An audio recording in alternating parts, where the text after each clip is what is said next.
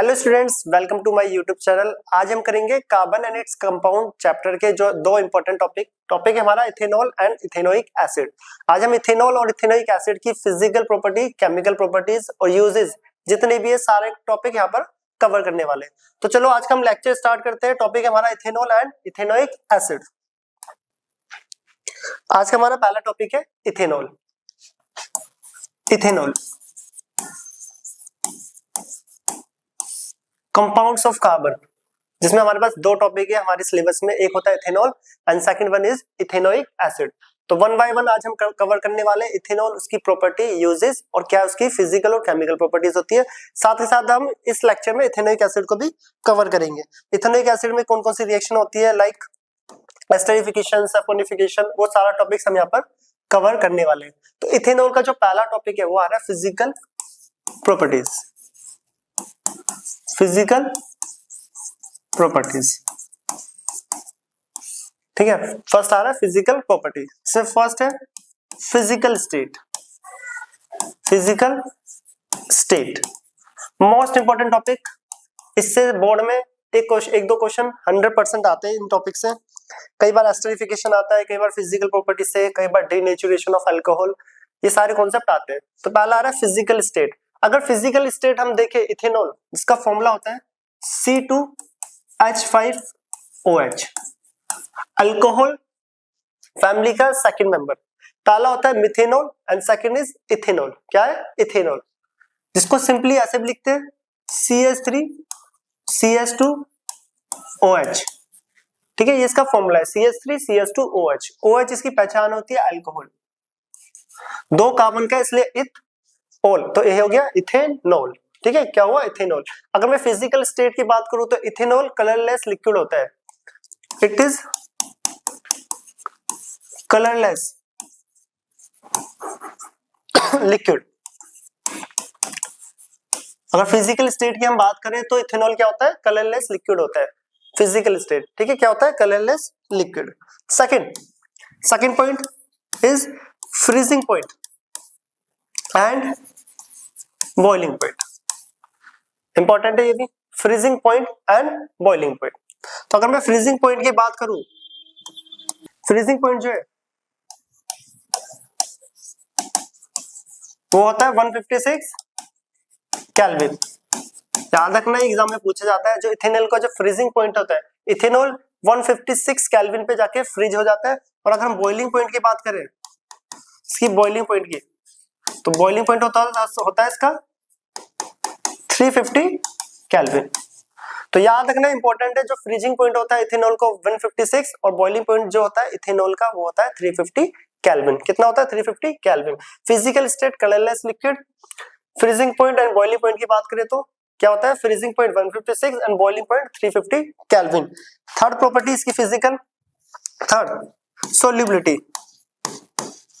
Solubility, अगर हम solubility की बात करें तो इथेनॉल वाटर में सोल्यूबल होता है। इथेनॉल जो होता है वाटर में सोल्यूबल होता है सभी प्रोपोर्शंस में। कहने का मतलब क्या है, पहले देखते हैं। Ethanol is soluble in water, soluble in water in all proportions, in all proportions. ये ऑल प्रोपोर्शन का मतलब क्या है? यहाँ पर ये आपने सुना भी होगा कि 30-70 का पैक। ये इथेनॉल वही है जो बियर, रम, विस्की, जो ड्रिंक, अल्कोहलिक ड्रिंक में यूज होता है इथेनॉल, ये वही इथेनॉल है, ठीक है, जिसे अल्कोहल भी बोलते हैं कॉमनली का। और ये वही अल्कोहल है जिसमें अल्कोहलिक ड्रिंक में यूज होता है ये इथेनॉल। अगर आप 30-70 का पैक बनाओ, 20-80 का पैक, तो वाटर अगर मैं एक ढक्कन लूं और एक गिलास इथेनॉल, या एक गिलास इथेनॉल लूं और आधा गिलास क्या वाटर, दोनों को एक दूसरे में सोल्यूबल करूं तो कंप्लीटली सोल्यूबल होते हैं। मींस आप इथेनॉल का थोड़ा सा अमाउंट लो और वाटर का ज्यादा, तो भी दोनों एक दूसरे में सोल्यूबल है। और अगर वाटर ज्यादा और इथेनॉल बिल्कुल थोड़ा सा है तो उस केस में भी दोनों एक दूसरे में सोल्यूबल होते हैं कंप्लीटली। तो ethanol is soluble in water in all proportion, सभी मात्राओं में ये एक दूसरे में सोल्यूबल होते हैं। ये बहुत इंपॉर्टेंट पॉइंट है। इथेनॉल वाटर के अंदर कंप्लीटली सोल्यूबल होता है, चाहे एक ड्रॉप इथेनॉल डालूं या एक ढक्कन या एक बीकर, वो कंप्लीटली सोल्यूबल होगा वाटर के अंदर। इंपॉर्टेंट पॉइंट है। Next third, fourth, physiological action.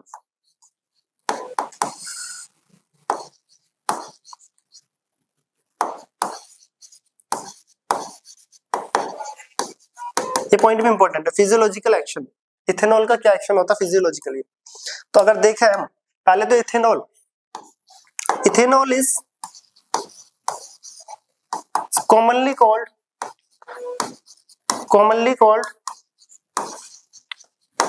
ethyl alcohol, ethyl alcohol। Ethanol को क्या बोला जाता है? इथाइल अल्कोहल भी बोला जाता है। क्या बोला जाता है? इथाइल अल्कोहल, और सिंपली कॉल्ड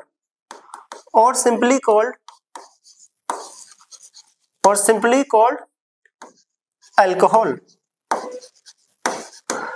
इथेनॉल को इथाइल अल्कोहल भी बोला जाता है और सिंपली अल्कोहल भी बोला जाता है। जितनी भी अल्कोहलिक ड्रिंक्स होती है उसके अंदर इथाइल अल्कोहल ही होता है, ठीक है। इसको अल्कोहलिक ड्रिंक्स भी बोलते हैं ना, उसमें क्या होता है? ये इथेनॉल प्रेजेंट होता है, जिसको सिंपली इथाइल अल्कोहल और अल्कोहल भी बोलते हैं। तो याद रखना, ये पॉइंट बहुत इंपॉर्टेंट है। जितनी भी अल्कोहलिक ड्रिंक्स होती है उसके अंदर होता है C2H5OH, जिसका नाम क्या है? इथेनॉल। इसको इथाइल अल्कोहल और बेसिकली और सिंपली अल्कोहल भी बोला जाता है। अब इसके कंजप्शन से क्या होता है? हमें पता है अल्कोहल की कंजप्शन से क्या होता है? नशा, जिसे बोलते हैं ड्रंकनेस, ठीक है। अगर आप डाइल्यूट फॉर्म में इथेनॉल को ले रहे हो तो आपको नशा हो जाएगा, जिसे बोलते हैं ड्रंकनेस, ठीक है।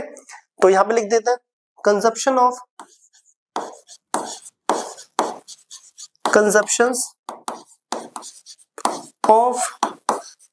Small amount of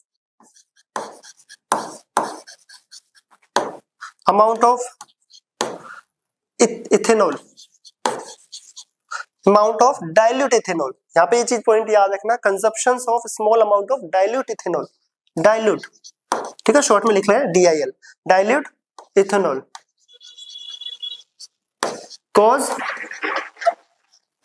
drunkenness. ये इंपॉर्टेंट है point. Consumption of small amount of ethanol cause drunkenness. Consumption of small amount of dilute ethanol cause drunkenness. Ethanol को हम सिर्फ डाइल्यूट फॉर्म में ही कंजप्शन कर सकते हैं, कंज्यूम कर सकते हैं, पी सकते हैं, वो भी बहुत ज्यादा डाइल्यूट फॉर्म में। अगर कंसंट्रेटेड फॉर्म में होगा तो जो हमारी टंग अगर पीते टाइम ये फूड पाइप सबको गला देगा, जिसे बोलते हैं जलाना, एक तरह से गला देगा, क्योंकि जो कंसंट्रेटेड इथेनॉल होता है वो काफी कोरोसिव नेचर होता है। स्किन पे टच करते ही आपको ईचिंग और बर्निंग सेंसेशन फील होने लगेगा। इसलिए डाइल्यूट फॉर्म में यूज करा जाता है इथेनॉल को, कंसंट्रेटेड फॉर्म में नहीं पीते।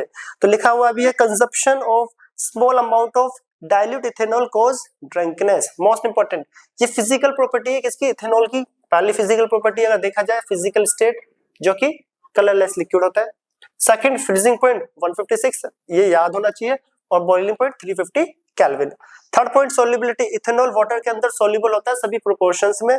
और फिजियोलॉजिकली एक्शन की अगर हम बात करें यहाँ पर, तो इथेनॉल को डाइल्यूट फॉर्म में कंज्यूम करने पर क्या हो जाता है? नशा, जिसे बोलते हैं ड्रंकनेस, ठीक है। डाइल्यूट फॉर्म में, ओनली डाइल्यूट फॉर्म में, कंसंट्रेटेड फॉर्म में तो पी ही नहीं सकते, बॉडी के लिए काफी ज्यादा हार्म है, बर्निंग सेंसेशन, ईचिंग और बहुत सारी प्रॉब्लम होगी। अगर आप कंसंट्रेटेड फॉर्म को हाथ पे डालते भी हो तो एक ड्रॉप इथेनॉल, तो आपको पेन होना स्टार्ट हो जाएगा। वो कंसंट्रेटेड फॉर्म का है, हम डाइल्यूट फॉर्म में कंज्यूम करते हैं। तो ये इसकी फिजिकल प्रॉपर्टी थी, जो बेसिक फिजिकल प्रॉपर्टी है किसकी? इथेनॉल की, जिसको हम बोलते हैं C2H5OH। अब आते हैं इसकी केमिकल प्रॉपर्टीज में, फिर आएंगे यूजेस, फिर देखेंगे इथेनॉल डीनेचुरेशन, इथेनॉल क्या होता है, फ्यूल की तरह कैसे यूज करा जाता है, एंड बहुत सारे कॉन्सेप्ट यहाँ पे आने वाले। इसे नोट करें, हम नेक्स्ट टॉपिक पे आते हैं, केमिकल प्रॉपर्टीज। तो पहली केमिकल प्रॉपर्टीज, केमिकल प्रॉपर्टीज किसकी? इथेनॉल, इथेनॉल की केमिकल प्रॉपर्टीज। तो पहली केमिकल प्रॉपर्टी जो हमारे सिलेबस में वो है reaction with sodium metal, sodium metal. वैसे इथेनॉल की बहुत सारी केमिकल प्रॉपर्टीज होती है, क्लास 12th में चैप्टर भी है अल्कोहल पे, वहां पे इथेनॉल की भी रिएक्शंस आती है, बट अभी हम क्लास 10th का टॉपिक कर रहे हैं, तो वही कॉन्सेप्ट और वही टॉपिक कवर करेंगे जो सिलेबस में, जो एग्जाम में पूछे जाते हैं। तो रिएक्शन विद सोडियम मेटल क्या होता है जब इथेनॉल रिएक्ट करता है सोडियम मेटल के साथ? तो देख लेते हैं, ethanol react with sodium metal, sodium metal. Active metal बोलो क्योंकि हाईली रिएक्टिव होते हैं, ठीक है। इथेनॉल सोडियम मेटल के साथ रिएक्ट करके क्या बनाता है, to form ethanol react with sodium metal in cold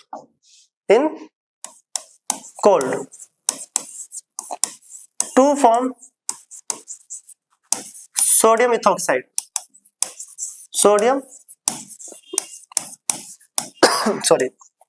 ethoxide and release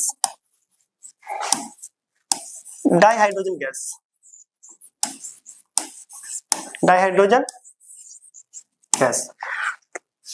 तो इथेनॉल सोडियम मेटल के साथ रिएक्ट करके क्या देता है, सोडियम इथॉक्साइड। क्या बनाएगा, सोडियम इथॉक्साइड और डाइहाइड्रोजन गैस। तो यहाँ पे हमें मिलता है sodium ethoxide and dihydrogen gas.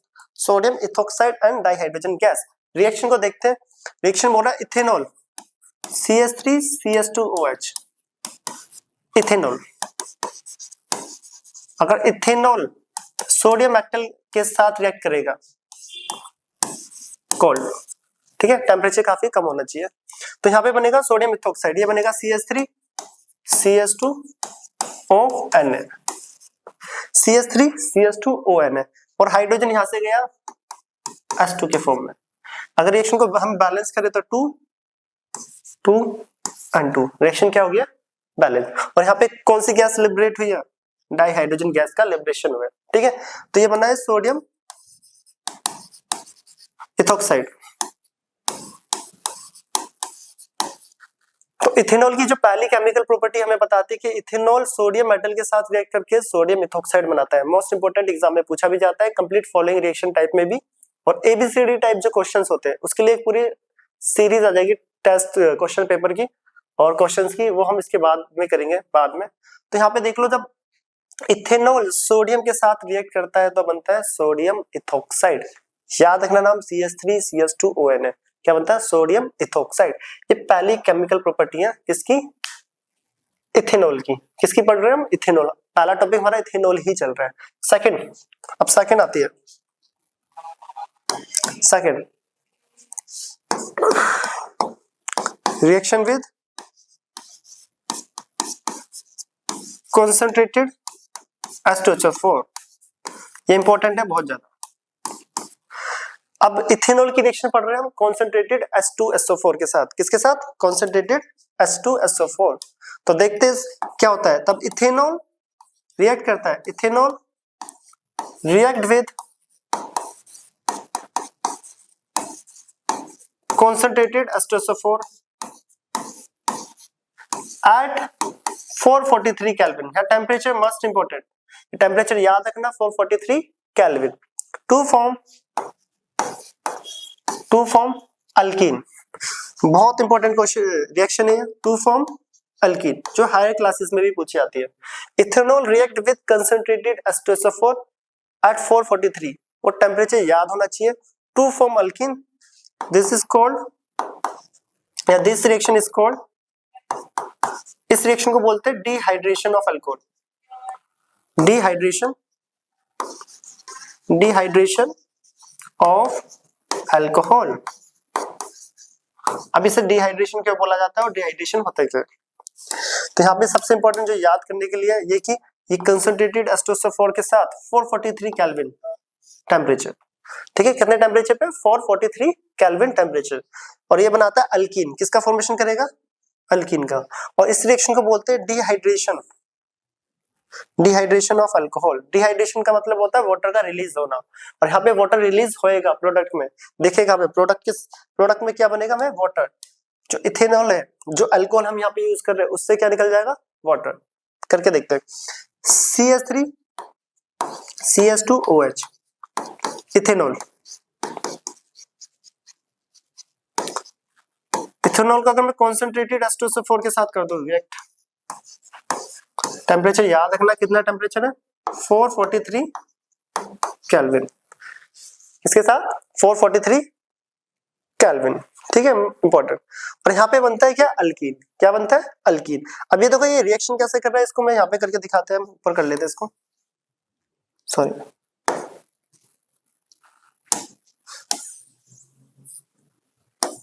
इसको मैं इथेनॉल को ऊपर लिख लेता हूँ और इसको ओपन करके लिख लेता हूँ। देखो CH3 1 2 3 CH2 एंड OH, ठीक है, एंड OH, ये H H H H H, ये इथेनॉल को मैंने ओपन करके स्ट्रक्चर लिख लिया, ठीक है। अभी H2SO4 के साथ कैसे रिएक्ट करता है वो देख लेते हैं हम। यहाँ पर होता है क्या, यहाँ से OH निकल जाता है, इस कार्बन से OH निकलेगा और यहाँ से क्या जाता है H। ये बॉन्ड कैसे शिफ्ट हो रहे हैं, क्यों आ रहा है, ये सब 11 से सीखते हैं हम ऑर्गेनिक में। अभी के लिए देख लो, यहाँ से जैसे ही OH गया, इस कार्बन की कितनी वैलेंसी होगी 3। सही से देखना है, अगर इस कार्बन से OH जा रहा है तो एक बॉन्ड जा रहा है, तो कार्बन की वैलेंसी कितनी होगी 3। तो ये बॉन्ड यहाँ पे शिफ्ट हो जाएगा ताकि इस कार्बन की वैलेंसी 4 रहे, और ये यहाँ पे जा रहा है, शिफ्ट हो रहा है, तो इसकी तो पहले से ही 4 है। जैसे ये यहाँ पे गया तो H और OH निकल के क्या निकल गया, वाटर रिलीज हो गया। H और OH निकल के क्या बन गया, वाटर। अगेन इस कार्बन से OH जैसे ही निकला, ठीक है, यहाँ से कार्बन जैसे ही रिमूव हुआ तो उसकी टेट्रा वैलेंसी पूरी करने के लिए बॉन्ड यहाँ पे शिफ्ट हो गया और हाइड्रोजन और OH मिलके दोनों ने H2O बना दिया। अब देखो ये बॉन्ड यहाँ पे शिफ्ट हुआ है, ये बॉन्ड यहाँ पे शिफ्ट हुआ है, तो ये क्या बन गया, अल्कीन। क्या बन गया, अल्कीन। क्या बना ये, अल्कीन। इसका नाम क्या है, 2 कार्बन के लिए इथीन। क्या है, इथीन। तो हमने लिखा था ethanol react with concentrated H2SO4 at 443 kelvin temperature to form ethene. ये रहा अल्कीन, टू फॉर्म अल्कीन, ये बन गया alkene. This is called dehydration of alcohol. Alcohol का डिहाइड्रेशन हो रहा है, अल्कोहल से क्या निकल रहा है, निकल रहा है वाटर, और अल्कोहल से वाटर निकलना, वाटर कैसे भी निकलता है इसे क्या बोलते हैं, डिहाइड्रेशन बोला जाता है। तो यहाँ इथेनॉल से वाटर निकल गया तो डिहाइड्रेशन ऑफ अल्कोहल। इस रिएक्शन को मैं नेक्स्ट पेज पे दोबारा करके दिखाता हूँ, ये थोड़ा नीचे आ गया था, इसे एक बार नोट करें, फिर हम इस रिएक्शन को और ये भी देखेंगे कि इथेनॉल से अगर इथीन बन रहा है तो प्रोपेनॉल से क्या बनेगा, ठीक है। अभी इसे नोट करें, हम नेक्स्ट पेज पे इसको दोबारा करके दिखाते हैं। Next slide. तो ये हमारी रिएक्शन थी इथेनॉल वाली।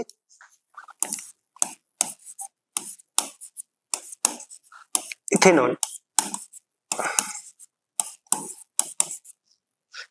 ठीक है, इसके साथ कॉन्सेंट्रेटेड H2SO4, टेम्परेचर 443 केल्विन। अब यहाँ बेसिकली होता है क्या है, इस कार्बन से OH गया बाहर, ठीक है, इस कार्बन से क्या निकल गया, OH। जैसे इस कार्बन से OH निकला, कार्बन की टेट्रा वैलेंसी सेटिस्फाइड नहीं है, कार्बन की कितने बॉन्ड है, 3, 1 2 3, क्योंकि ये जा चुका है। तो सेम टाइम पे ये एक H आएगा कोई भी और इधर शिफ्ट हो जाएगा ये बॉन्ड, और H निकल जाएगा, ठीक है। ये बॉन्ड इधर आया और H निकल गया। देखो जैसे ये बॉन्ड इधर आया, कार्बन की वापस 4 बॉन्डिंग होगी, और इस कार्बन की पहले से 4 है, उसका तो सिर्फ बॉन्ड इधर उधर शिफ्ट हुआ है, ठीक है। समझने के लिए यहाँ से OH गया और यहाँ से H, तो OH और H गया तो यहाँ पे बन गया H2O। So dehydration of alcohol बोलते हैं, वाटर का रिलीज होना, और कार्बन कार्बन के बीच में कौन सा बॉन्ड आ गया, डबल बॉन्ड, जो कि इथीन बना है। अभी जो हमने पीछे सीखा उसको दोबारा करके देखा, ठीक है, ये बन गया ethene.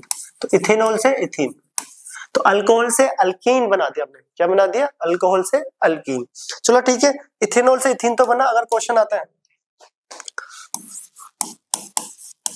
How to convert propanol to propene,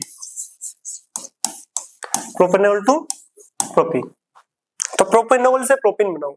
तो प्रोपेनॉल देख लो, सेम रिएक्शन है, CH3 CH2 and CH2OH, 3 carbon का अल्कोहल और पहले कार्बन पे OH लगा है, तो propanol, this one is propanol.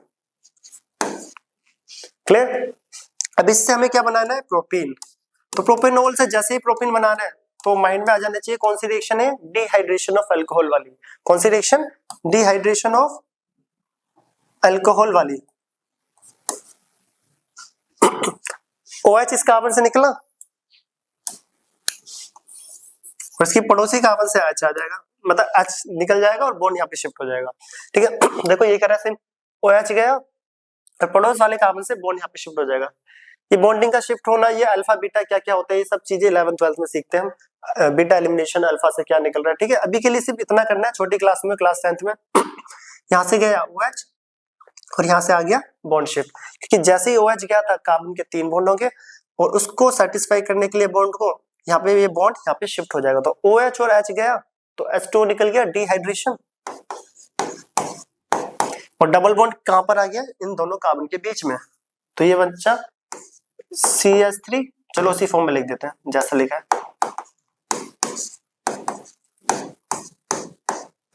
देखो CH3, इन दोनों कार्बन के बीच में डबल बॉन्ड हो गया और क्या बचा है, इस पे एक हाइड्रोजन बचा है और इस पे 2, इस पे 2। देखो ये यहाँ पे अगर देखें तो ये बॉन्ड यहाँ पे शिफ्ट, इस पे 2 हाइड्रोजन हो रहा है, इसका एक हाइड्रोजन ही रहा, तो प्रोपेनॉल से वो क्या बन गया, डबल बॉन्डेड प्रोपीन, पहले कार्बन पे डबल बॉन्ड, तो प्रोपीन। तो ये भी डिहाइड्रेशन ऑफ अल्कोहल है। ये प्रोपेनॉल से प्रोपीन इसलिए करा दिया, कई बार एग्जाम में पूछ लेते हैं। वैसे तो हमारा टॉपिक इथेनॉल चल रहा था, बट ये क्वेश्चन आ जाता है कि प्रोपेनॉल से प्रोपीन को कैसे बनाओगे, तो सेम डिहाइड्रेशन कर दो, जो भी आपके पास अल्कोहल है, वाटर जैसे रिलीज होगा तो यहाँ पे क्या हो जाएगा, double bonded.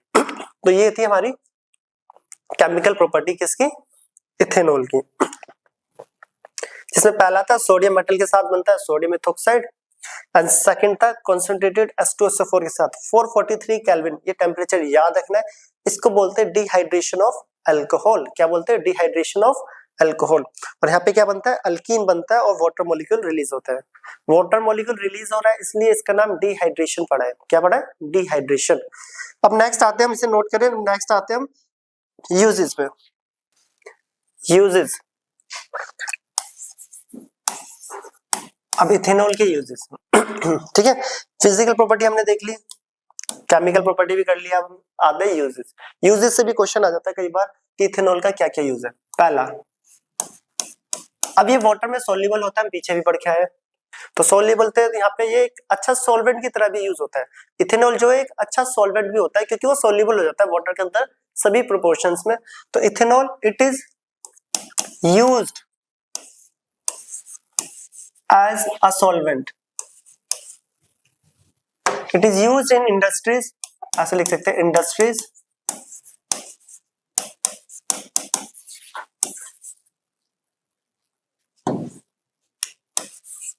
as a solvent,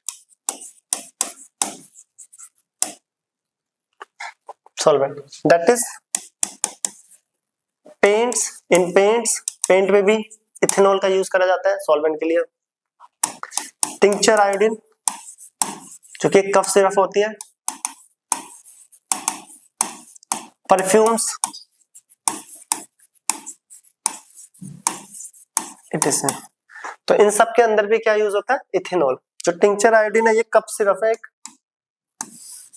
cough syrup, cough syrup, तो कफ सिरप में यूज होती है आयोडीन, जिसमें जो सॉल्वेंट होता है अल्कोहल, कौन होता है, अल्कोहल, छोटी क्लास में पढ़ के भी आया हूं, और सॉल्यूट जो होता है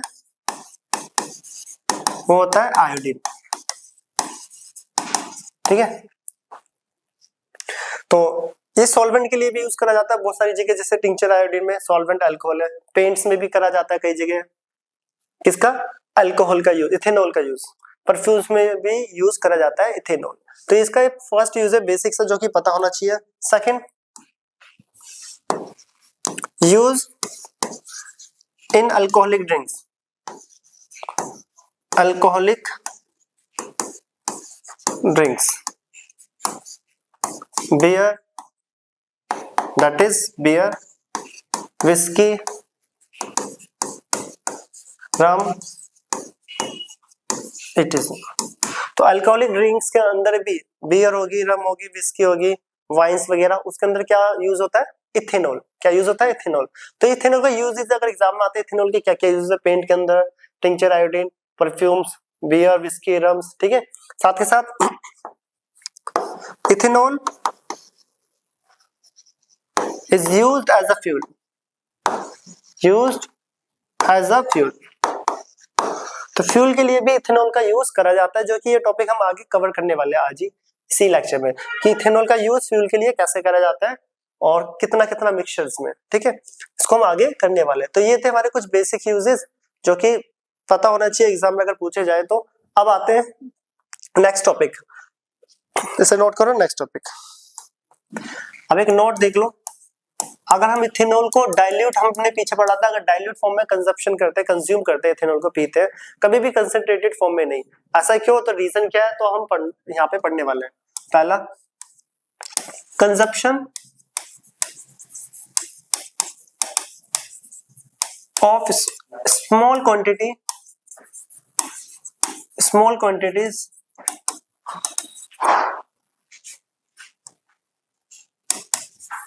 of ethanol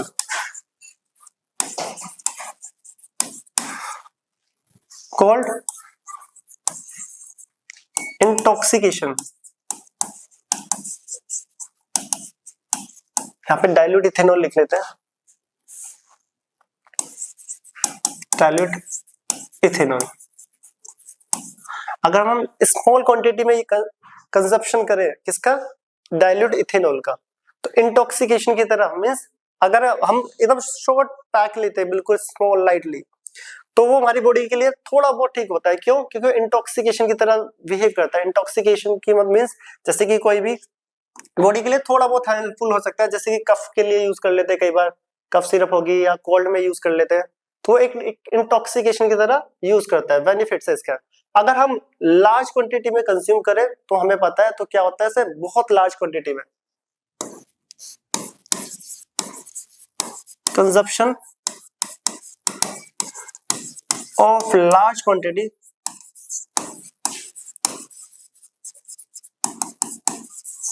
of ethanol causes death।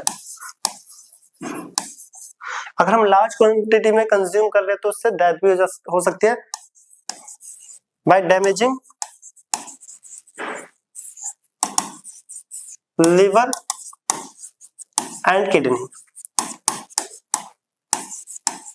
अगर हम लार्ज क्वांटिटी में ले रहे हैं इथेनॉल को, स्मॉल क्वांटिटी में ले रहे हैं तो थोड़ा बहुत ठीक है। ये भी देखिए, स्मॉल क्वांटिटी का मतलब ये नहीं होता कि आप रेगुलर ही पीने लग जाओ। कभी कभार जैसे कभी कफ हो रहा है या कभी कोल्ड हो रहा है, तो स्मॉल क्वांटिटी में लोगे तो इंटॉक्सिकेशन की तरह बिहेव करेगा। इंटॉक्सिकेशन का मतलब होता है कि हमारे लिए टॉक्सिक नहीं है वो, ठीक है, इस टाइम के लिए हेल्पफुल, ठीक है। अगर हम ज्यादा अमाउंट के लिए पिएंगे, ज्यादा मींस रेगुलर अगर कोई कंज्यूम कर रहा है इथेनॉल को, तो वो क्या होता है, लिवर और किडनी को डैमेज कर देता है, जिससे कि डेथ तक हो सकती है।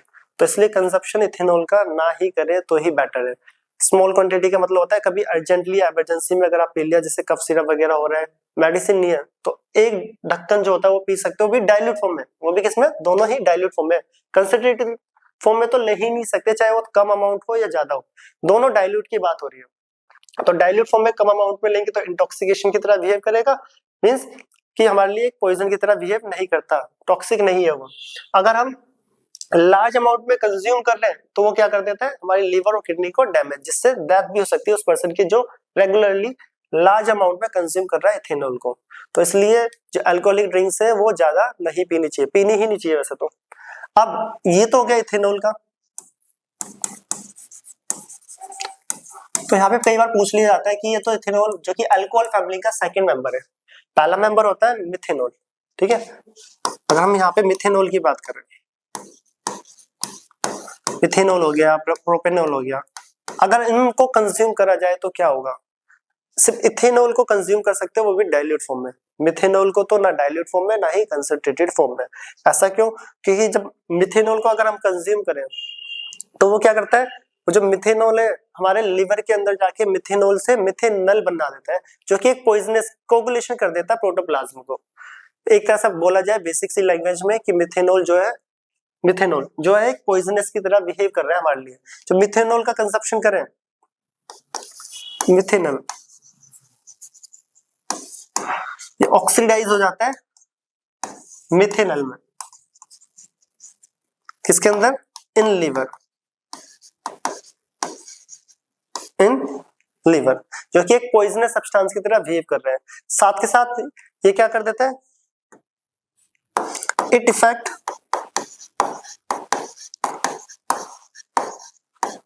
the optic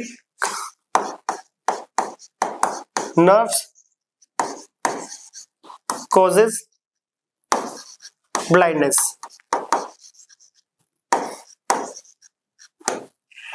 Causes blindness. तो मिथेनॉल का अगर हम कंजप्शन करें, वैसे कभी नहीं करना, सिर्फ टॉपिक के अकॉर्डिंग हम पढ़ाया जा रहा है। मिथेनॉल अगर कोई पी लेता है तो वो लीवर में जाके मिथेनॉल में कन्वर्ट हो जाता है, जो कि कोगुलेशन कर देता है प्रोटोप्लाज्म। बेसिक सा बोले कि वो हमारी तरह, हमारी बॉडी में एक टॉक्सिक सब्सटेंस की तरह एक्ट कर रहा है। और सिंपली लैंग्वेज में दूसरे वे में कि it effect the optic nerve causes blindness. और साथ के साथ जो मिथेनॉल है, अगर आप उसका कंजप्शन करते हो, कंज्यूम कर रहे हो बॉडी के अंदर, तो मिथेनॉल ऑप्टिक नर्व पे इफेक्ट डालेगा। और ऑप्टिक नर्व सबको पता है क्या होती है, आईज के अंदर रेटिना के पीछे वाला पोर्शन जो नर्व जाती है ब्रेन तक। तो ऑप्टिक नर्व्स पे इफेक्ट डालेगा, जिससे कि ब्लाइंडनेस, आपको दिखना बंद हो जाएगा और अंधे भी हो सकते हो। इसलिए मिथेनॉल को नहीं पीना चाहिए। कोई पूछे कि मिथेनॉल का कंजप्शन क्यों नहीं होना चाहिए, तो आप ये बता सकते हो कि मिथेनॉल ऑक्सीडाइज कर देता है किसमें, मिथेनॉल में। मिथेनॉल किसमें जाता है, मिथेनॉल में, लीवर के अंदर जाके, ठीक है। और साथ के साथ वो क्या कर देता है, ब्लाइंडनेस, आपको अंधा भी कर देगा। तो याद रखना, मिथेनॉल का तो हम यूज करते ही नहीं है पीने के लिए। बट कोई पूछे कि इथेनॉल को अगर हम स्मॉल अमाउंट में लेते हैं तो इंटॉक्सिकेशन की तरह बिहेव करता है, और लार्ज अमाउंट में लेते हैं तो लार्ज अमाउंट में लेने के कारण हमारा क्या होता है कि ड्रंकनेस मींस जिसे बोलते हैं नशेड़ी। साथ के साथ बॉडी का कोऑर्डिनेशन बिगड़ जाता है, चलते टाइम आपको पता नहीं चल जाएगा कितना डिस्टेंस है, किस चीज को कहां पे टच करना है, आप बॉडी से कोऑर्डिनेशन आपका ब्रेन से टूट जाता है, जिसे बोलते हैं मेंटल कंफ्यूजन, ब्रेन कोऑर्डिनेशन आपका इनबैलेंस हो जाता है अगर हम रेगुलर वे में या ज्यादा अमाउंट में इथेनॉल का कंजप्शन करते हैं। तो इसके यूजेस है कि दोनों के पीने से क्या होता है, डाइल्यूट फॉर्म में स्मॉल अमाउंट में पी सकते हो, लार्ज अमाउंट में पियोगे तो क्या होता है, मेंटल कंफ्यूजन, कोऑर्डिनेशन इम्बैलेंस हो जाएगा ब्रेन के साथ। और बहुत रेगुलर पीरियड होगा तो आपके लिवर और किडनी पे इफेक्ट डालता है, जिससे कि डेथ भी हो सकती है उस पर्सन की। और बात करें अगर मिथेनॉल या प्रोपेनॉल को, उसको तो पी ही नहीं सकते क्योंकि मिथेनॉल का हमने देखा लिवर के अंदर ऑक्सीडाइज होकर मिथेनॉल बनाता है, जो कि ऑप्टिक नर्व पे इफेक्ट डालेगा और आप अंधे हो सकते हो थोड़ी देर में। अगर आपने मिथेनॉल पी लिया है तो आपको दिखना बंद हो जाएगा और आपकी डेथ हो सकती है। तो इसलिए मिथेनॉल और प्रोपेनॉल, मिथेनॉल, प्रोपेनॉल, ब्यूटेनॉल वो सब नहीं पिया जाता, सिर्फ डाइल्यूट फॉर्म में इथेनॉल का ही कंज्यूम करा जाता है। याद रखना, मोस्ट इंपोर्टेंट, इसे याद रखना, नोट कर लो। अब हम आते हैं नेक्स्ट कि डीनेचुरेशन अल्कोहल होता है क्या है, डीनेचुरेशन अल्कोहल होता है क्या और इसे क्यों पढ़ा जा रहा है और ये होता है क्या डीनेचुरेशन का मतलब, नोट करें। हम आते हैं नेक्स्ट पर, डीनेचुरेशन ऑफ अल्कोहल एग्जाम में पूछा जाता है, important topic, denaturation of alcohol, इसको सिंपली डीनेचर्ड अल्कोहल भी बोला जाता है। अब डीनेचुरेशन अल्कोहल है क्या, अब हमें पता है जो इथेनॉल है वो परफ्यूम्स बनाने में भी यूज हो रहा है, इथेनॉल जो है वो पेंट इंडस्ट्रीज में भी यूज हो रहा है, इथेनॉल जो है वो कफ सिरप में भी यूज करा जाता है, इथेनॉल जो है वो अल्कोहलिक ड्रिंक्स में भी यूज करा जा रहा है और फ्यूल के रूप में भी करा जा रहा है। हम फ्यूल वाला कॉन्सेप्ट अभी पढ़ने वाले हैं। अब इथेनॉल इतने ज्यादा जगह यूज करा जा रहा है, फॉर एग्जाम्पल एक ले लेते हैं कि कफ सिरप्स। अब कफ सिरप कहाँ पे, जहां पे भी बन रही है तो लार्ज अमाउंट में बनाई जाती है, तो वहां पे बड़े बड़े टैंकर्स आते हैं इथेनॉल के बड़े बड़े टैंकर आ रहे हैं। अगर इथेनॉल के बड़े बड़े टैंकर है तो इथेनॉल का मिसयूज ना हो, उस टैंकर्स में जो इथेनॉल है उसका मिसयूज ना हो, तो गवर्नमेंट उसमें कुछ सब्सटेंस को ऐड कर देती है ताकि लोग उसको पिए ना। क्या बोलते हैं लोग, गवर्नमेंट उसमें कुछ सब्सटेंस ऐड करके भेजती है, कौन से वो सब्सटेंस है हम यहाँ पे पढ़ने वाले, ताकि लोग उसका मिसयूज करे ना, उसको पिए ना। और कुछ सब्सटेंस उसमें कलर के लिए डाले जाते हैं और कुछ स्मेल के लिए, ताकि उसका कलर वाकई इथेनॉल से अलग दिखे, उसकी स्मेल भी अलग दिखे, ताकि जो नशेड़ी बेवड़े होते हैं वो उनको पिए ना। तो उस पूरे प्रोसेस को क्या बोला जाता है, डीनेचुरेशन ऑफ अल्कोहल, और ऐसे अल्कोहल को बोला जाता है डीनेचर्ड अल्कोहल। अब ये होता है क्या है और गवर्नमेंट कौन से सब्सटेंस को यहाँ पे ऐड करती है, हमें वो पता होना चाहिए, एग्जाम में पूछा जाता है। तो देख लो, पहले इसकी स्टेटमेंट भी देख लेते हैं क्या, to prevent the misuse of, to prevent the misuse of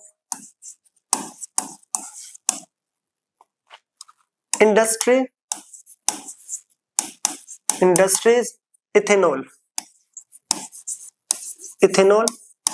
for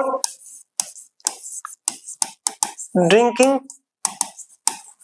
purpose by adding अब क्या ऐड करा जाता है यहाँ पे, by adding small amount of, या स्मॉल अमाउंट बोल सकते हो, या by adding some substance that is copper sulphate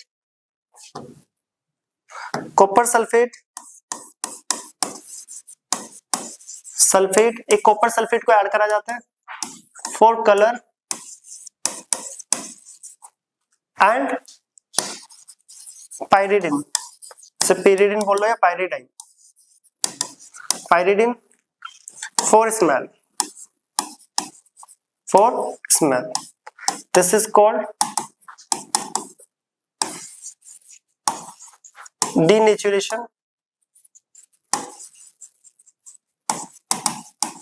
denaturation of alcohol most important. देखो यहाँ पे है क्या, तो हमने बताया अभी जो बताया था कि जो गवर्नमेंट इथेनॉल जो अल्कोहल को बेचती है, मान लो गवर्नमेंट कहीं पे कफ सिरप बन रही है, मेडिसिन बन रही है, दवाइयाँ सिरप्स, तो वहाँ पे गवर्नमेंट अपने अमाउंट में भेजती है जितने भी टैंकर वाइज, या कहीं पे परफ्यूम्स बन रहे हैं प्राइवेट कंपनीज में, इंडस्ट्रीज में, या कहीं पर बियर ड्रिंक्स वगैरह बन रही है, तो वहाँ पे इथेनॉल बहुत ज्यादा अमाउंट में जाता है। उस इथेनॉल का मिसयूज ना हो, तो गवर्नमेंट उसमें क्या ऐड करके बेचती है, कॉपर सल्फेट और पायरिडिन। कॉपर सल्फेट को यहाँ पे कलर के लिए ऐड करा जाता है और पायरिडिन को स्मेल के लिए, और इस पूरे प्रोसेस को बोलते हैं डीनेचुरेशन ऑफ अल्कोहल, और ऐसे अल्कोहल को बोलते हैं डीनेचर्ड अल्कोहल। लिखा भी हुआ to prevent the misuse of industries ethanol का मिसयूज ना हो ड्रिंकिंग पर्पस के लिए। तो उसमें क्या ऐड करा जाएगा, by adding some substance that is copper sulphate for colour, C for copper, C for colour, याद रहेगा, ठीक है। Copper sulphate for colour and pyridine organic compound है, पायरिडिन फॉर स्मेल ताकि उसमें से अलग आए, तो उसमें पायरिडिन यूज करा जाता है, और कलर के लिए कॉपर सल्फेट। तो पूछा जाए कि डीनेचुरेशन जब करा जाता है, डीनेचर्ड इथेनॉल होता है या अल्कोहल, उसमें कलर के लिए कौन सा कंपोनेंट ऐड करा जाता है, कलर के लिए कॉपर सल्फेट और स्मेल के लिए पायरिडिन, और इसको बोलते हैं डीनेचर्ड अल्कोहल, और इस प्रोसेस को डीनेचुरेशन ऑफ अल्कोहल। तो इंपॉर्टेंट है, इसे नोट करें। अब हम आते हैं इथेनॉल, जो कि पीछे पॉइंट पढ़ा था कि ethanol used as a fuel, तो इथेनॉल का यूज फ्यूल के लिए कैसे करा जाता है और क्या होता है इथेनॉल वाला फ्यूल, ठीक है। Next slide.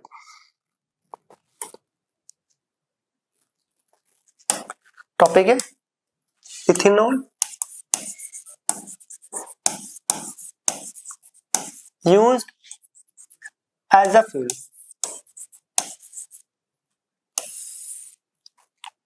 अब इथेनॉल का कई कंट्रीज में फ्यूल के लिए भी यूज करा जाता है।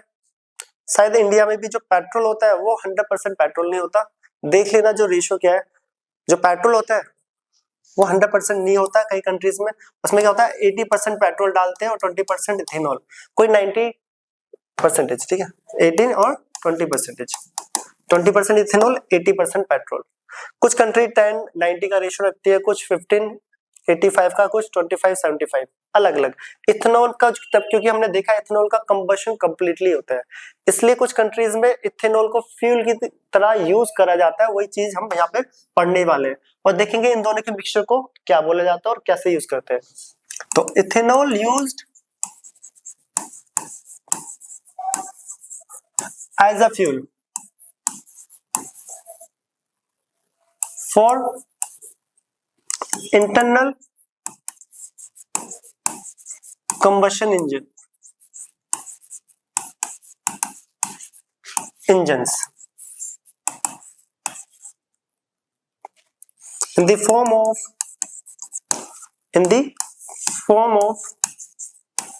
power alcohol, most important, power alcohol। तो यहाँ मिलेगा ethanol used as a fuel, ठीक है। In some countries ethanol used, लिख भी लो, in some countries ethanol used as a fuel, ethanol को एक फ्यूल की तरह यूज करा जाता है फॉर इंटरनल कंबशन के लिए, इंजन के इंटरनल कंबशन के लिए हम क्या यूज करते हैं, इथेनॉल। क्या यूज करते हैं, इथेनॉल, किसके लिए, इंटरनल कंबशन के लिए। दूसरा ये भी होता है कि इथेनॉल का जो फ्रीजिंग पॉइंट होता है वो कम होता है, बहुत ज्यादा ठंडे टेम्परेचर पे जाके इथेनॉल फ्रीज होता है, इसलिए भी इसको पेट्रोल में ऐड करा जाता है ताकि पेट्रोल जो है वो जमे ना, ठीक है, वो भी पॉइंट है वैसे। Ethanol used as a fuel for internal combustion engine in the form of power alcohol, किसकी फॉर्म में, पावर अल्कोहल। अब पावर अल्कोहल होता है क्या, पावर अल्कोहल जो कि मिक्सचर होता है, मिक्सचर होता है किसका, पावर अल्कोहल, कि मिक्सचर होता है किसका, पेट्रोल एंड इथेनॉल का, किसका, इथेनॉल का, जो कि रेशो होता है 80:20, 80:20, कितने का होता है, 80:20, 80:20। अब यहाँ पे एक क्वेश्चन आ जाता है, चलो तो पता चल गया कि इथेनॉल को हम यूज कर रहे हैं क्योंकि इथेनॉल में जो कंबशन होता है वो कंप्लीटली होता है, तो कुछ कंट्रीज पेट्रोल के अंदर इथेनॉल का ऐड करती है 20%, 10% अलग अलग, ठीक है। तो इस मिक्सचर को बोलते हैं पावर अल्कोहल। कोई पूछे what is power alcohol, power alcohol is a mixture of ethanol and petrol. बाकी जो रेशियो है हर कंट्रीज में अलग अलग होता है। दूसरा, अगर क्यों करा जाता है इंटरनल कंबशन ऑफ इंजन, का मतलब क्या है रियली, कि जो कोल्ड कंट्रीज होती है वहां पे पेट्रोल जम जाता है, तो इंजन को स्टार्ट करने के लिए इथेनॉल यूज आता है कि इथेनॉल का फ्रीजिंग पॉइंट कम होता है। साथ के साथ अब एक और पॉइंट, पेट्रोल और इथेनॉल दोनों एक दूसरे में सोल्यूबल नहीं होते हैं, तो petrol and ethanol are insoluble,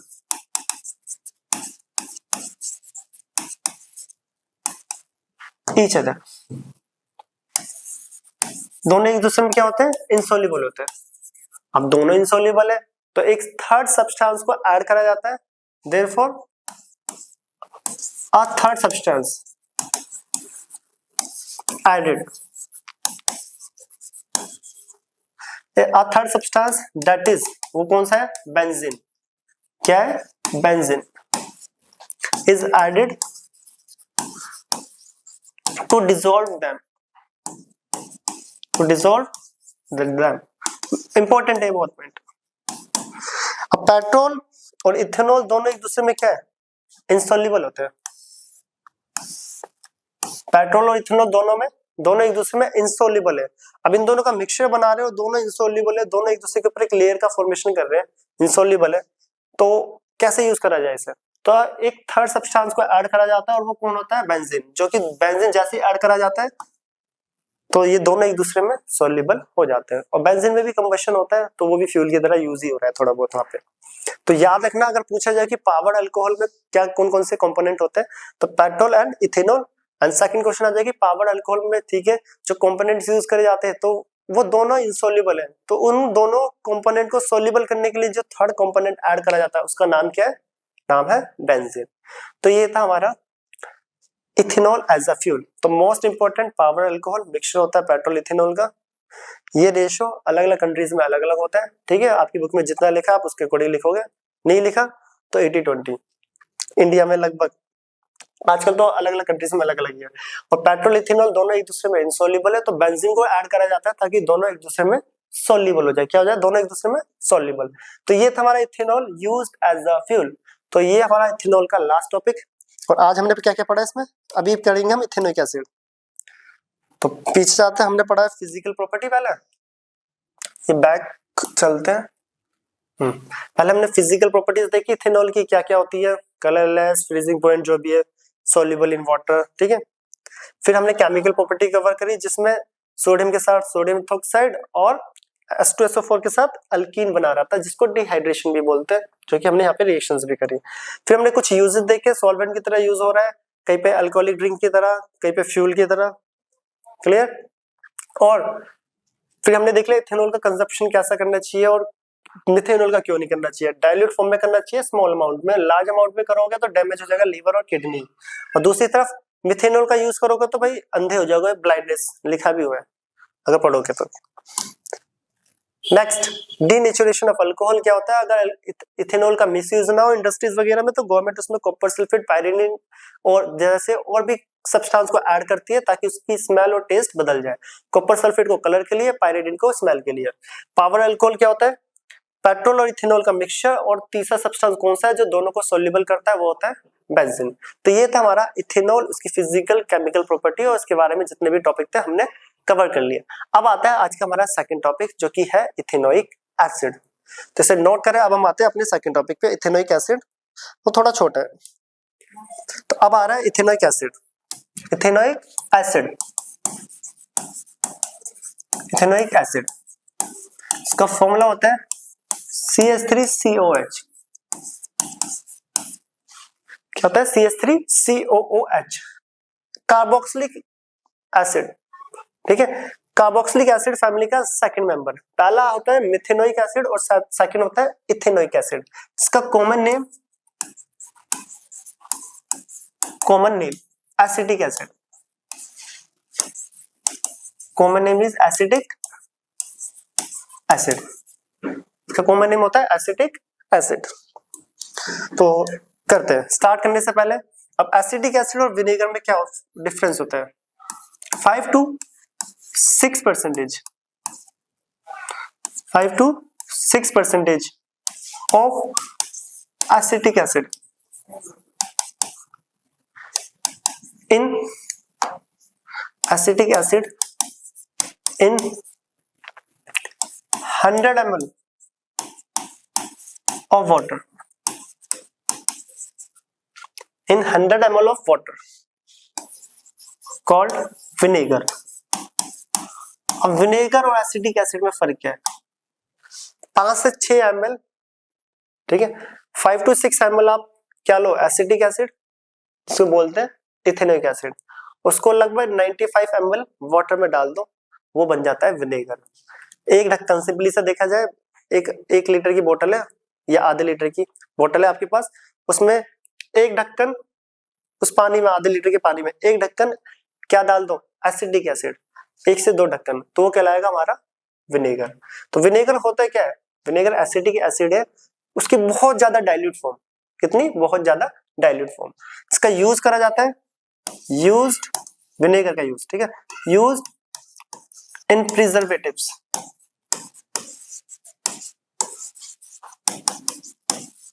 of pickles या मेकिंग पिकल्स, अचार में बनाने के लिए बोल लो या प्रिजर्वेटिव,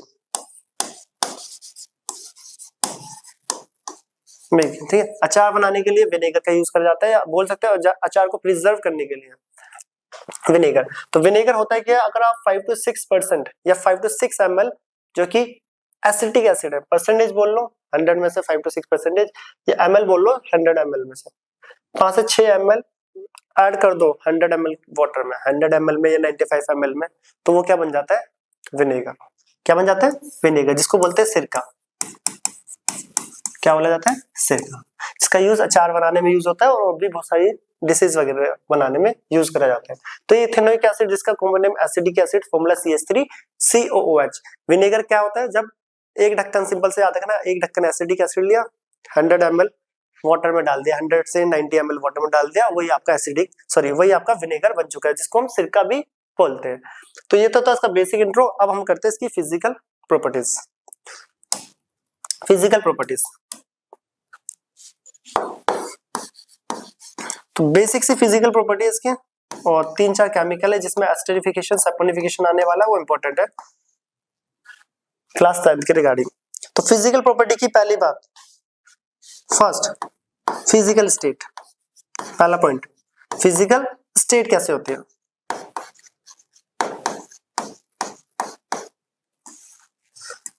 तो फिजिकल स्टेट अगर हम देखा जाए तो ये भी कलरलेस होता है। It is colourless pungent smelling liquid,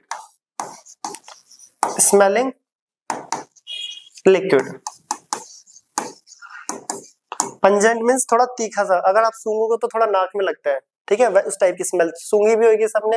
vinegar, सिरका सबके घर में होता है आजकल। तो इट इज कलरलेस, जो कि कलरलेस होता है, पंजेंट स्मेलिंग लिक्विड। ये इसकी पहली फिजिकल प्रॉपर्टी है, जो कि फिजिकल स्टेट इसकी कैसी होती है हमने देख लिया। सेकंड होता है फ्रीजिंग पॉइंट, एफपी लिख रहे हैं शॉर्ट में, freezing point and boiling point. ये पॉइंट इंपॉर्टेंट है इसका, फ्रीजिंग पॉइंट।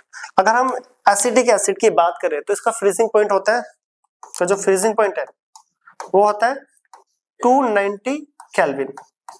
इसको डिग्री सेल्सियस में बोला जाए तो हो जाएगा 17 degree Celsius.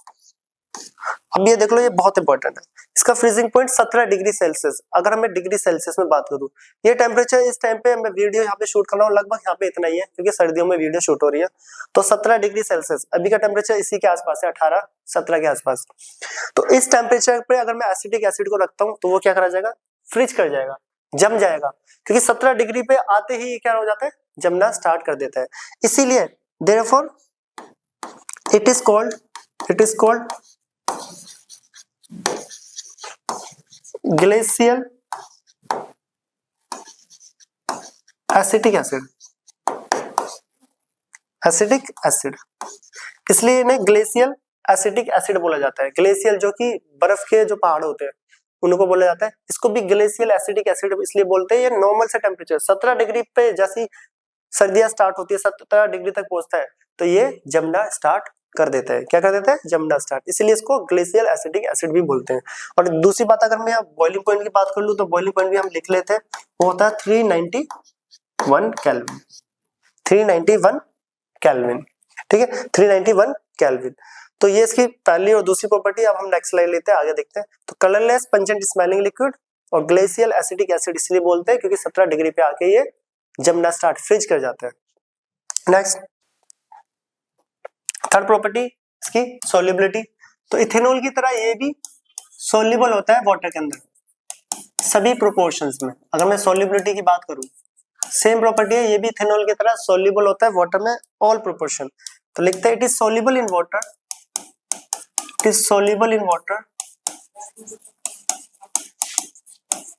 Water in all proportions.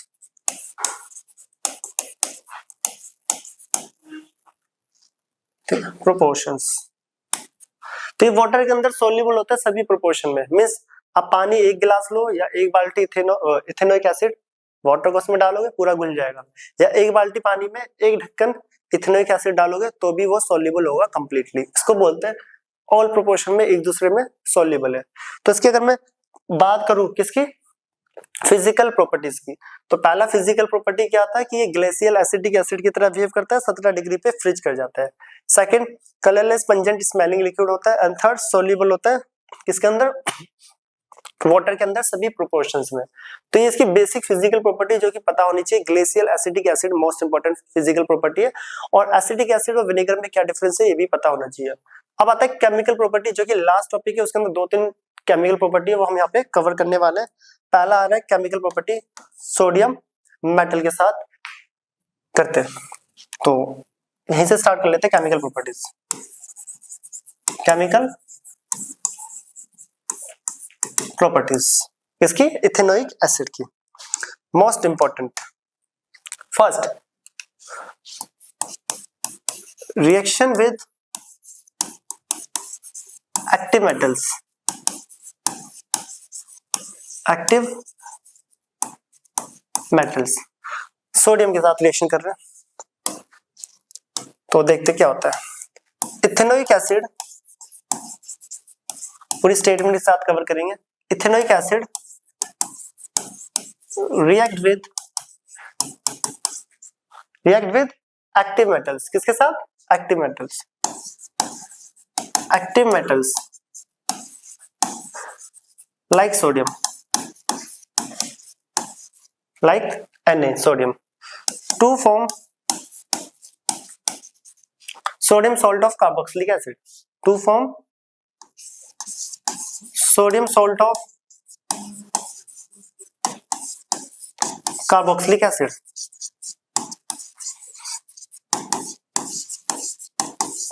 and liberated dihydrogen gas, dihydrogen gas. तो पहली रिएक्शन देख लो इथेनोइक एसिड की, स्टेटमेंट पता होनी चाहिए। Ethanoic acid CH3COONA, sorry COOH, ठीक है, इथेनोइक एसिड, ये होता है इथेनोइक एसिड। जब ये सोडियम के साथ रिएक्ट करता है तो यहाँ पे बनता है CH3CONA, लिखा भी हुआ है sodium salt of carboxylic acid बनेगा, sodium salt of carboxylic acid, carboxylic acid का सोडियम सॉल्ट। तो CH3COONA क्या बनता है, CH3COONA, और यहाँ से H निकल रहा है, H निकल रहा है, तो H अकेला तो जाएगा नहीं, डाई हाइड्रोजन गैस के फॉर्म में। रिएक्शन को बैलेंस करें तो बैलेंस कर भी लेना अगर बाई चांस कहीं पे छूट जाए तो, ठीक है, डाई हाइड्रोजन गैस रिलीज हो गया। तो ये पहली रिएक्शन है जो कि बन रहा है sodium salt of carboxylic acid, जिसका नाम क्या है, सोडियम एसीटेट, सोडियम एसीटेट भी बोलते हैं, ये नाम याद रखना, गलती हो जाती है बच्चों से बहुत ज्यादा। सोडियम एसीटेट और सोडियम इथोनेट, ETH इथोनोएट, इथोनेट, ठीक है, ETHANOAT, सोडियम इथोनेट भी बोलते हैं और सोडियम एसीटेट। बच्चों से क्या कंफ्यूजन होती है, जो हमने पीछे इथेनॉल के साथ सोडियम की रिएक्शन करी थी तो वहां बना था सोडियम इथोक्साइड, वो यहाँ पे लिख देते कई बार सोडियम इथोक्साइड, इसका नाम अलग है, इसका नाम है सोडियम एसीटेट और सोडियम इथोनेट, इसको बोलते हैं sodium salt of carboxylic acid, और साथ के साथ डाई हाइड्रोजन गैस भी एमिट हो रही है, रिलीज कर रही है।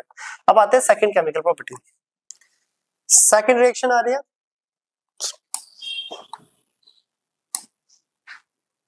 सेकंड रिएक्शन इथेनोइक एसिड की, रिएक्शन विद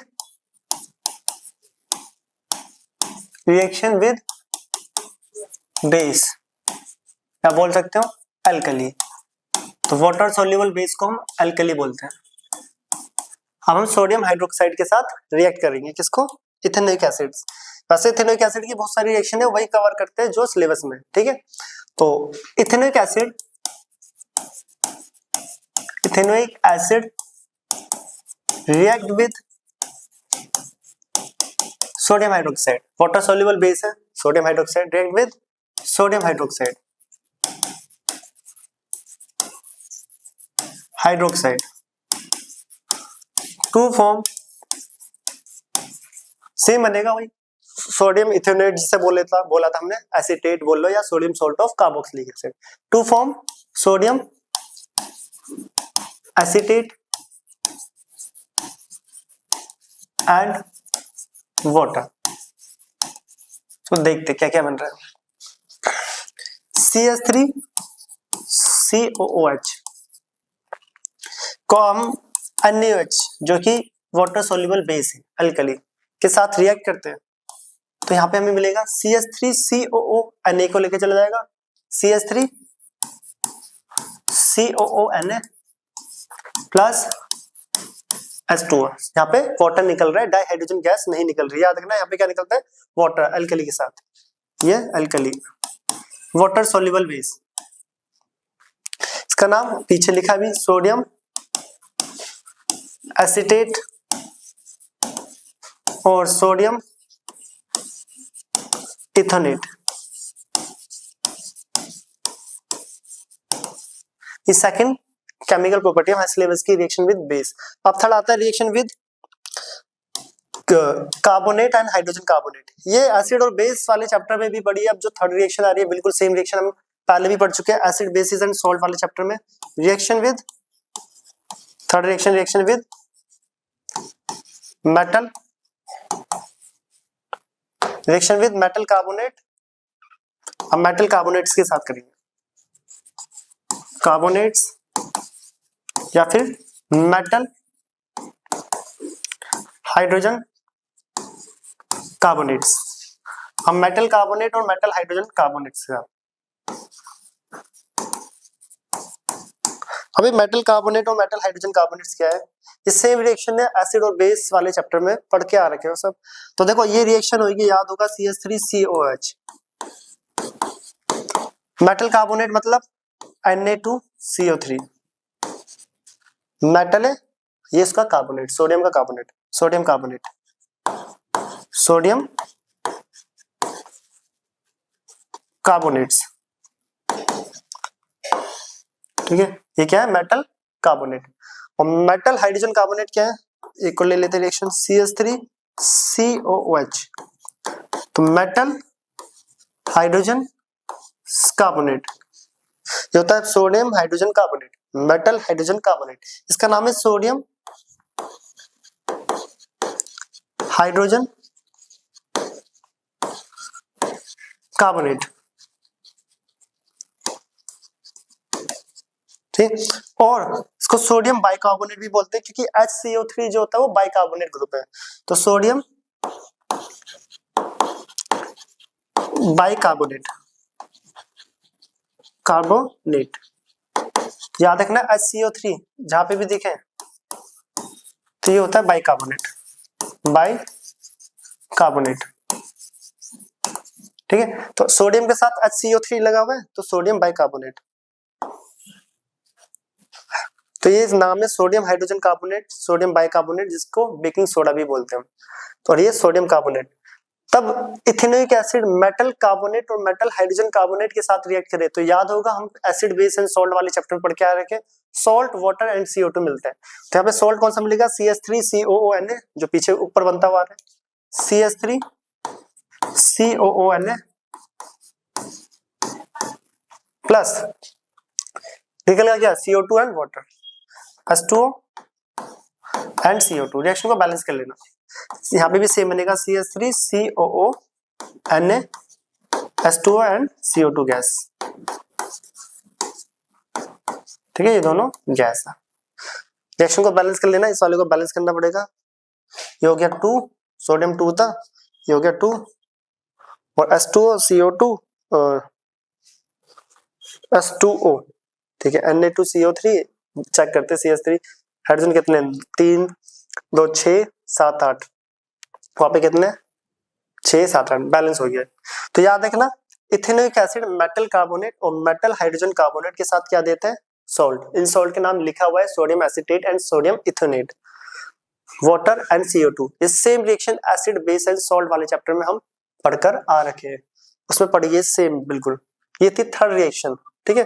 फर्स्ट हमारी थी मेटल के साथ, सोडियम मेटल के साथ, जो कि सोडियम एसिड से एसीटेट और इथेनेट बनाते हैं। यहाँ पर सेकंड में भी वही बना है सेम, बट वहां पे वाटर रिलीज हो रहा है, निकल रहा है, और थर्ड में CO2 गैस निकल रही है।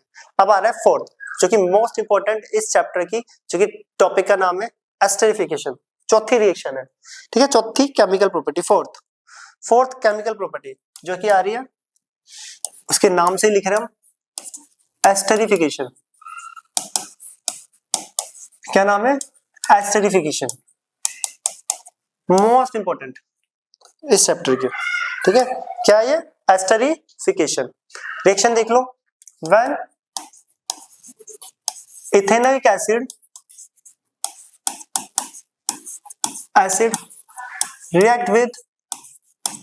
react with ethanol in the presence of acid,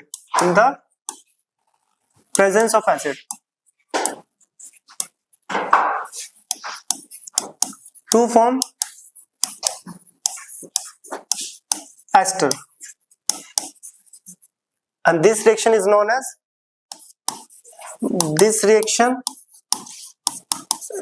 as esterification। अब यहाँ पे देख लो, लिखा है when ethanoic acid react with ethanol. ये इथेनोइक एसिड और इथेनॉल इसलिए ले रहे हैं हम क्योंकि अभी हम इथेनोइक एसिड पढ़ रहे हैं, इसकी रिएक्शन पढ़ रहे हैं, और पीछे इथेनॉल को। बेसिकली ये रिएक्शन कार्बोक्सिलिक एसिड अल्कोहल के साथ रिएक्ट करके एस्टर बनाता है। हमारे पास वो कार्बोक्सिलिक एसिड कौन सा है? इथेनोइक एसिड हम पढ़ रहे हैं, और वो अल्कोहल हम कौन सा पढ़ के आए? इथेनॉल। इसलिए मैंने इथेनोइक एसिड एंड इथेनॉल लिख दिया। चाहो तो लिख सकते हो when carboxylic acid react with alcohol in the presence of acid, acidic medium में होती है, टू फॉर्म एस्टर, ठीक है। उस वे में भी लिख सकते हो। हम इथेनोइक पढ़ रहे हैं टॉपिक, तो मैंने इथेनोइक का ही नाम लिख दिया। आप चाहो तो वहां पे कार्बोक्सिलिक एसिड लिख सकते हो इस नाम की जगह पर, और इस नाम की जगह पे अल्कोहल लिख सकते हो। तो करते स्टार्ट। तो यहाँ पे क्या होता है, जब carboxylic acid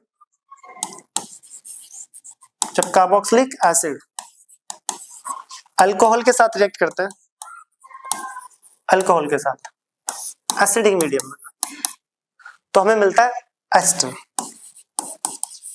ester most important, क्या मिलता है? एस्टर। देखते हैं रिएक्शन करके, और साथ के साथ वाटर भी निकल जाता है।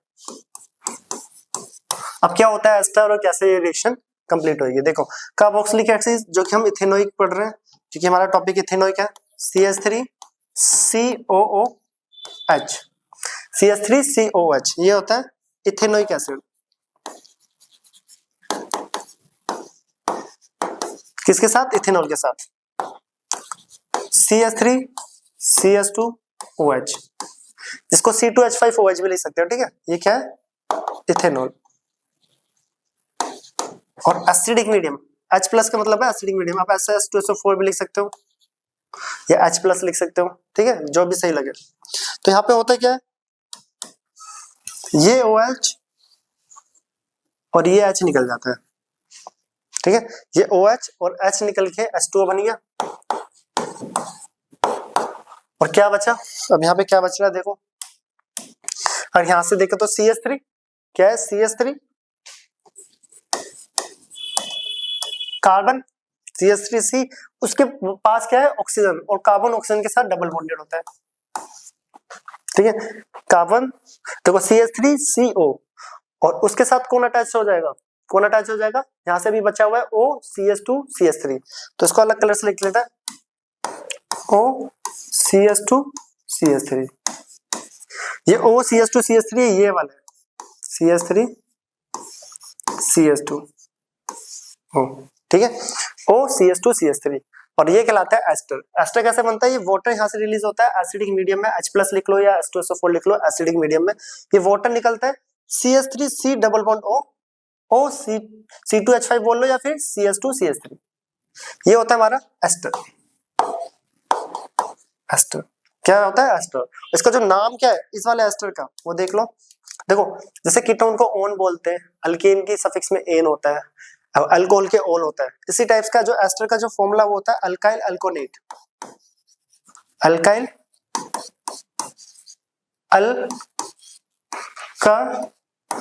अल्कानोएट, इसका कॉमन नेम होता है।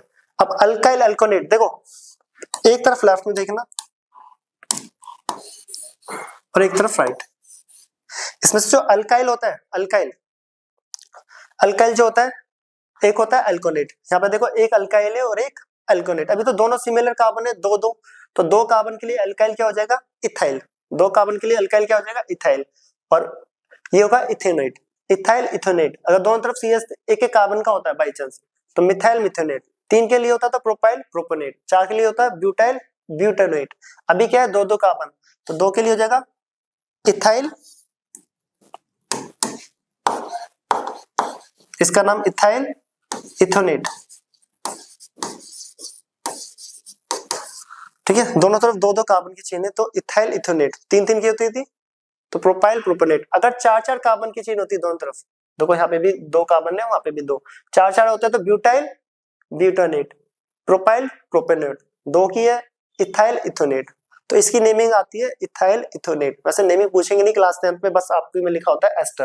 और एस्टर होता है क्या? एक स्वीट स्मेलिंग सब्सटेंस। अभी देखेंगे, दोबारा देख लो, इथेनोइक एसिड्स का तो OH निकल रहा है और इथेनॉल से H निकलता है, और ये वाला वहां पे लिंक कर गया, तो CH3C डबल बॉन्ड O, फिर आया O CH2 CH3, ये बनता है एस्टर। इसको बोलते हैं एस्टर। इसका कॉमन नेम का जनरल फॉर्मूला क्या होता है नेम का? ये होता है अल्काइल अल्कोनेट। ये भी एग्जाम में पूछ लिए जाते हैं।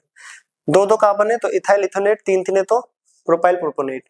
अगर डिफरेंट डिफरेंट कार्बन हो, यहाँ दो हो यहाँ तीन हो, तो उसके लिए वो नेमिंग करते हैं क्लास 11th में, तब पहुंचोगे। तो अभी ज्यादा कॉम्प्लेक्स नहीं कर रहे हैं, ठीक है। तो याद रखना इथाइल इथोनेट। तो ये हो गया हमने एस्टर की प्रिपरेशन। जब कार्बोक्सिलिक एसिड अल्कोहल के साथ रिएक्ट करता है एसिड के प्रेजेंस में, तो हमें मिलता है एस्टर, और इस रिएक्शन को बोलते हैं एस्टरिफिकेशन। अब एस्टर होते क्या है? एस्टर एक स्वीट स्मेलिंग सब्सटेंस है, यहीं पे लिख लेते हैं, it is sweet smelling substance, sweet smelling substance. ये एक स्वीट स्मेलिंग सब्सटेंस होता है, इसकी जो स्मेल होती है मीठी, इसलिए जो जितने भी फ्लेवर्स परफ्यूम्स में जो फ्रेगनेंस होती है, डिफरेंट डिफरेंट मीठी फ्लेवर्स, अलग अलग टाइप के फ्लेवर्स, खानों की चीजों में भी, वो सारे फ्रेगनेंस और सारे फ्लेवर्स किसके होते हैं, ये सब एस्टर्स होता है। वो सब क्या होता है, एस्टर्स। तो लोगों को बेवकूफ बनाया जाता है, जो एडवर्टाइजमेंट चलती है कि हमारे जो कोई भी जूस है वो 100% फ्रूट्स का जूस है, कोई भी 100% नहीं होता, उन सब के अंदर फ्लेवरिंग एजेंट्स डाले जाते हैं। बेसिकली बोला जाए तो उनके अंदर एस्टर्स ऐड करे जाते हैं, ठीक है। तो एस्टर जो होता है it is sweet smelling substance होता है, मीठा, यूज्ड इन फ्लेवर्स या फ्लेवरिंग, यूज्ड एज अ, ठीक है, used as flavouring agents, perfumes,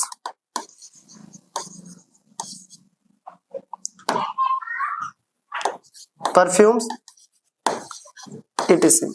तो यहीं पे देख लेते हैं। तो जो एस्टर्स जो होते हैं वो स्वीट स्मेलिंग सब्सटेंस होते हैं, मीठे।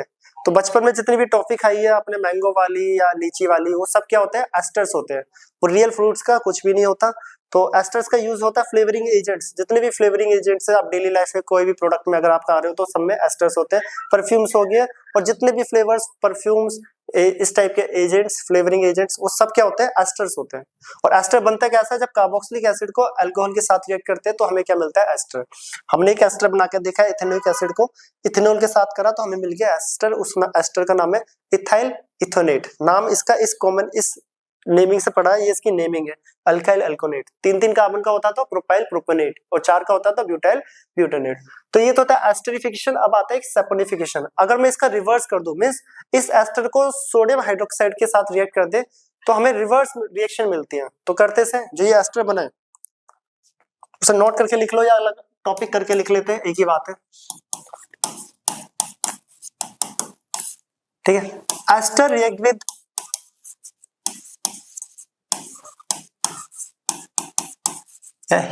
बोल लो या heated with sodium hydroxide, sodium hydroxide to give back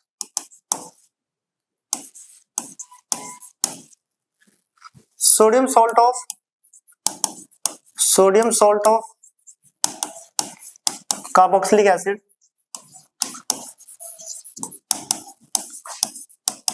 and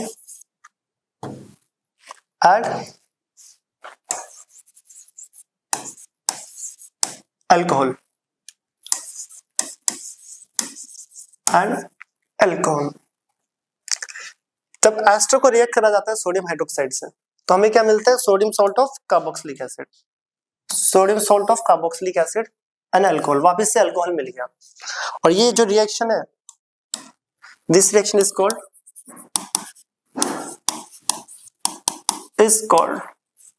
saponification. इस रिएक्शन को सैपोनिफिकेशन बोलते हैं, सैपोनिफिकेशन। सैपोनिफिकेशन क्या बोलते हैं, it is used for making soaps. साबुन बनाने के काम आती है रिएक्शन। किसके काम आती है, साबुन बनाने के लिए, इसलिए इसका नाम आ गया सैपोनिफिकेशन। बिकॉज हम इससे अगला लेक्चर हमारा साबुन ही है, because soaps are long chains of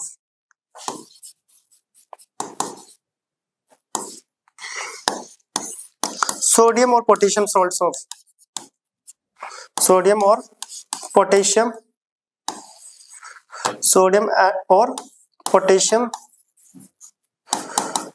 salts of carboxylic acid, fatty acid या कार्बोक्सिलिक एसिड बोल लेते हैं भी, सॉल्ट्स ऑफ कार्बोक्सिलिक एसिड।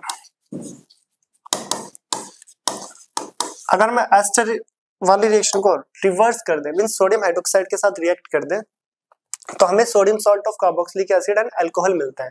ये रिएक्शन साबुन बनाने में काम आती है, इसलिए इसका नाम आ गया सैपोनिफिकेशन। कि हम आगे पढ़ेंगे, इससे अगला लेक्चर साबुन ही आएगा, उसमें डिटेल में पढ़ेंगे कि साबुन जो होती है वो लॉन्ग चेन होती है, सोडियम और potassium salts of carboxylic acid या फैटी एसिड भी बोल सकते हैं हम इसे। तो इसकी रिएक्शन करते हैं हम नेक्स्ट पेज पे, और क्या बोल रही है रिएक्शन देखो। तो ये हमारा एस्टर था, CH3 COO CH2 CH3, ये एस्टर था। ठीक है, इसको किसके साथ रिएक्ट करा हमने, NaOH के साथ, सोडियम हाइड्रोक्साइड। थोड़ा सा हीट कर सकते हो, यहाँ पे मिलेगा CH3COONA। अब यहाँ पे देखो मैं ऐसा डॉट डॉट करके दिखा दूं, चलिए सिंपल सा लिखते हैं CH3COONA, CH3COONA चला गया और OH चला गया इसके पास, प्लस CH3CH2OH। आप ऐसे समझ सकते हो,